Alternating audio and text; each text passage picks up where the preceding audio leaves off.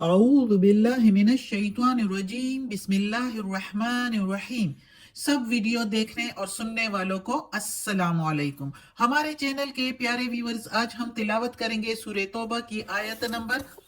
114 اور 115 اور 116،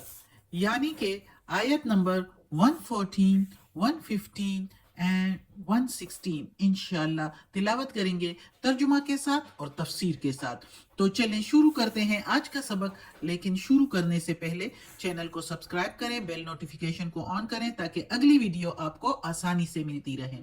اور ہو سکے تو شیئر بھی کریں تاکہ زیادہ سے زیادہ لوگ دیکھیں، آپ کو بھی ثواب ملے اور مجھے بھی۔ تو چلیں اب شروع کرتے ہیں آج کا سبق، آیت نمبر 114 جو کہ شروع ہو رہی ہے اگلے پیج سے۔ شروع کرتے ہیں۔ اعوذ باللہ من الشیطان الرجیم بسم اللہ الرحمن الرحیم۔ وما اور جو، کانا استغفارو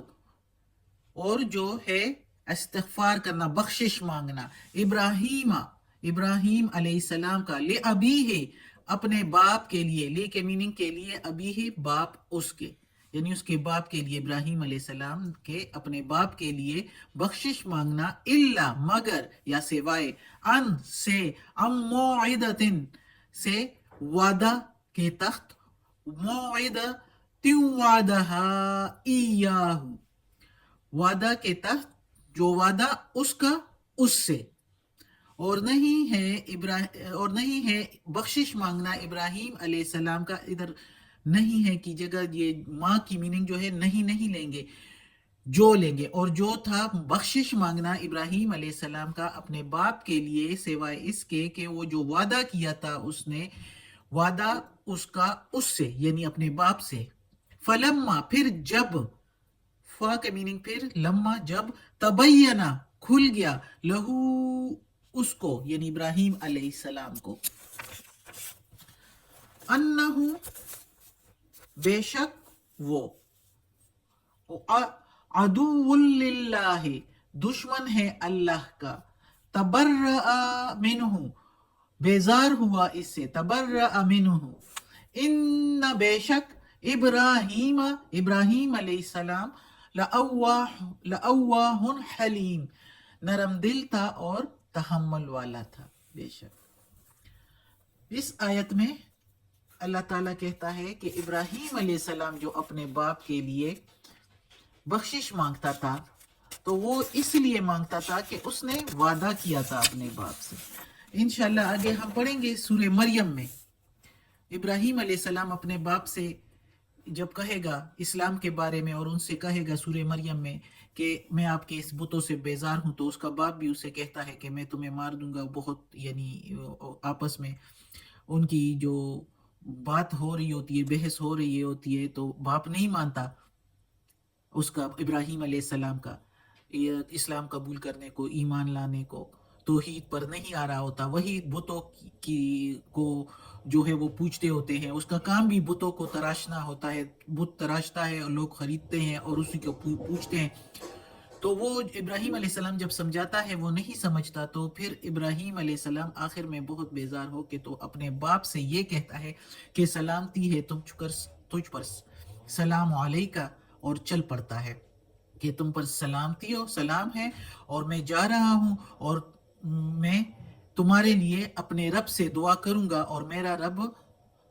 دعا قبول کرنے والا ہے۔ یہ سورہ مریم میں ہے کہ ابراہیم علیہ السلام اپنے باپ کو اس طرح کہتا ہے اور چل نکلتا ہے، جب بہت ان کو سمجھانے سے اپنے باپ کو وہ نہیں سمجھتے، تو وہ پھر اس طرح کر کے، یعنی کہہ دیتا ہے، ایک قسم کا وعدہ ہوتا ہے کہ وعدہ کر لیتا ہے کہ میں اپنے رب سے تیرے لیے ہدایت کی دعا کروں گا اپنے رب سے کہ ہدایت پر آ جائے اس کا باپ ابراہیم علیہ السلام کا۔ تو وہ اس طرح کہتا ہے، تو یہ آیت اس کے لیے ہے کہ اللہ تعالیٰ کہتا ہے کہ ابراہیم علیہ السلام نے جو اپنے باپ کے لیے بخشش مانگا تھا اور مانگتا تھا، وہ اس لیے کہ اس نے وعدہ کیا تھا، اس وعدے کے مطابق وہ اس کے لیے، اپنے باپ کے لیے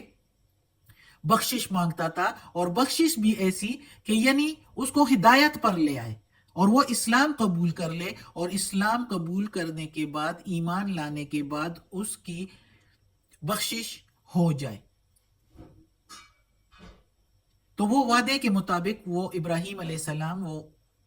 دعا کیا کرتے تھے اپنے رب سے، لیکن جب اس پر کھل گیا ابراہیم علیہ السلام پر کہ اب میرا باپ جو ہے نہیں آ رہا راستے پر، ہدایت پر نہیں آنے والا، اور وہ جب مر گیا اور ایمان نہیں لایا، تو اس کے بعد وہ بیزار ہو گیا اس سے، ابراہیم علیہ السلام جو ہے بیزار ہو گیا، اور پھر اس نے بخشش نہیں مانگی، کیونکہ اللہ تعالیٰ اس کو پتہ چل گیا کہ یہ اللہ کا دشمن ہے، اللہ کے ساتھ شرک کرتا ہے۔ تو اللہ تعالیٰ کہتا ہے کہ ابراہیم علیہ السلام بڑا نرم دل اور تحمل والا ہے، تحمل کے ساتھ اللہ کی فرما برداری کر کے اپنے باپ کے بخشش مانگنے کو چھوڑ دیا اللہ کی رضا کے لیے، تحمل کے ساتھ، بردباری کے ساتھ، اللہ تعالیٰ کی رضا کے لیے۔ تو یہ اللہ تعالیٰ نے یہ آیت ادھر کیوں نازل فرمائی، اس آیت کو ادھر اس لیے کہ اس سے جو پچھلی آیت تھی، پہلے والی آیت تھی جو ہم نے پچھلے سبق میں پڑھا، تو اس میں تھا کہ کسی نبی اور مومنوں کو نہیں چاہیے کہ مشرکین کے لیے بخشش مانگنے کی دعا کریں،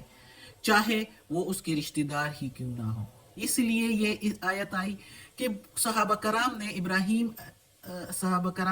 ابراہیم علیہ السلام کے بارے میں جو دعا اس نے کیا کرتے تھے اپنے باپ کے لیے، یعنی جو آیا ہے ادھر سورہ مریم میں کہ میں آپ کے لیے دعا کروں گا کہ بخشش کے لیے، تو صحابہ کرام کے دل میں خیال آیا ہوگا کہ ہم بھی اپنے مشرکین والدین کے لیے دعا کریں تاکہ اس کی بخشش ہو جائے۔ تو اللہ تعالیٰ نے ادھر واضح کر دیا کہ وہ تو اس لیے بخشش مانگتا تھا کہ اس نے وعدہ کیا تھا، اور جب اس پر کھل گیا کہ اس کا باپ نہیں ایمان لانے والا، تو وہ اس سے بیزار ہو گیا، کیونکہ وہ سمجھ گیا کہ وہ اس کا باپ اللہ کا دشمن ہے، اللہ کے ساتھ شرک کرتا ہے۔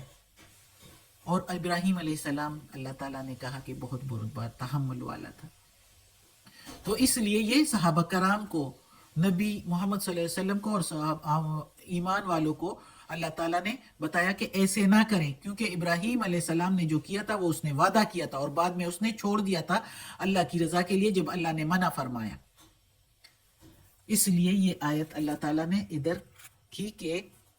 نازل فرمائی کہ صحابہ کرام مومن ایسے نہیں کرتے اور نہیں کرنا چاہیے آگے بھی۔ تو اگلی آیت بھی اسی کے مطابق ہے، اسی کانسیپٹ کے ساتھ ہے، تو پڑھتے ہیں۔ وما کانا، اور نہیں ہے، وما کان اللہ، اور نہیں ہے اللہ ایسا، وہ کے میننگ اور ماں کے میننگ نہیں، کانا کے میننگ ہے اللہ لیضل کہ یہ کہ گمراہ کرے، قومن کسی قوم کو یا لوگوں کو، بعد اس کے، قومم بعد، جب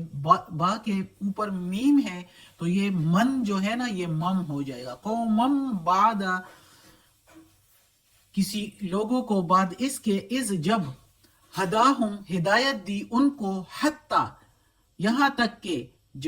یبینا جب کھل جائے، لہم ان کے لیے، لہم ما یتقون جس سے ان کو بچنا چاہیے، کھل جائے ان پر جس سے ان کو بچنا چاہیے۔ ماں کے میننگ جو ہے، لیکن ہم ادھر جس سے اس کے میننگ لیں گے، یتقون بچنا چاہیے۔ ان اللہ بے شک اللہ، بکل ساتھ ہر شیء چیز، علیم علم رکھتا ہے، ہر چیز کا علم رکھنے والا ہے بے شک۔ اب یہ آیت بھی اس کے ساتھ ہے، اللہ تعالیٰ کہتا ہے کہ اللہ تعالیٰ ایسا نہیں ہے کہ کسی لوگوں کو گمراہ کرے، ایسے جب ان کو ہدایت مل چکی ہو پھر ان کو گمراہی میں لائے، یہاں تک کہ جب ان پر کھل جائے کوئی بات جس سے ان کو بچنا چاہیے اس بات سے، اور کھل جائے اور پھر اس کے بعد بھی وہ اس سے نہ بچے، تو پھر وہ گمراہی میں آتے ہیں۔ جب ان پر بات کھل جائے جس سے بچنا چاہیے، تو اللہ تعالیٰ ہر چیز کا علم رکھنے والا ہے، یعنی اللہ دلوں کا حال جانتا ہے، تو جو کوئی پھر بچتا ہے تو اللہ کو پھر معلوم ہے ان کے دلوں کا حال، اور جو نہیں بچتا پھر بھی، تو پھر اللہ تعالیٰ ان کو بھی جانتا ہے۔ اب اس کا مطلب یہ ہے اس آیت یہ آیت اس کانسیپٹ کے ساتھ کہ یعنی جن لوگوں نے اپنے باپ دادوں کے لیے بخشش مانگی پہلے، ابراہیم علیہ السلام کا خیال کر کے انہوں نے مانگ لی، تو پہلے جو مانگی تو وہ کوئی گمراہی میں نہیں، اللہ ان کو کبھی گمراہ نہیں کرے گا، ان کو کبھی بھی اللہ تعالیٰ جو ہے برائی میں نہیں لائے گا، یا وہ گمراہ لوگوں میں شامل نہیں ہوں گے، کیونکہ اس وقت ان کو پتہ نہیں تھا۔ اب جب پتہ چل گیا ہے تو اب ان کو بچنا چاہیے، اب دوبارہ ان کو اپنے آباء و اجداد کے لیے بخشش، جو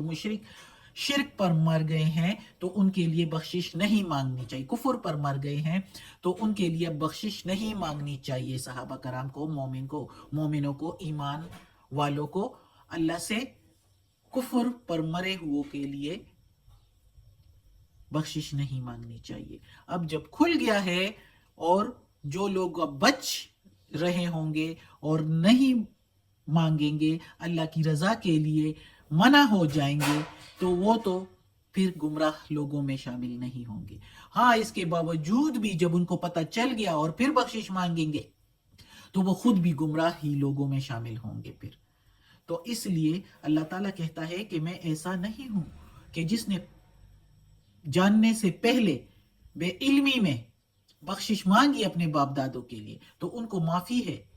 لیکن اب جب پتہ چل گیا ہے، علم ہو گیا ہے، اب ان پر کھل گیا ہے تو اب بخشش نہ مانگے، اب بچنا چاہیے ایسے کاموں سے جس سے اللہ نے منع فرما دیا۔ اور اللہ دلوں کا حال جاننے والا ہے، اگر کوئی ایسا کرے گا جو کچھ بھی برائی میں ہے جس سے اللہ نے منع فرمایا ہے اور وہ منع نہیں ہوں گے تو دلوں کا حال اللہ جانتا ہے۔ منافقین کا بھی اللہ نے واضح کر دیا تھا کہ کیسے کون منافق ہے۔ بہت سے لوگ ایسے تھے کہ وہ پتہ ہی نہیں چلتا تھا، ایون محمد صلی اللہ علیہ وآلہ وسلم کو اللہ تعالیٰ نے قرآن میں بتایا کہ آپ کو نہیں معلوم کہ یہ ان میں سے کون منافق ہے۔ وہ ایسے رویہ اختیار کرتے ہیں کہ پتہ ہی نہیں چلتا کہ وہ منافق ہے۔ تو اللہ تو جانتا ہے نا دلوں کا حال، تو اللہ نے بتا دیا۔ تو اسی طرح اگر اللہ دنیا میں نہ بھی بتائے اور کسی کو پتہ نہ چلے تو آخرت تو ہے نا،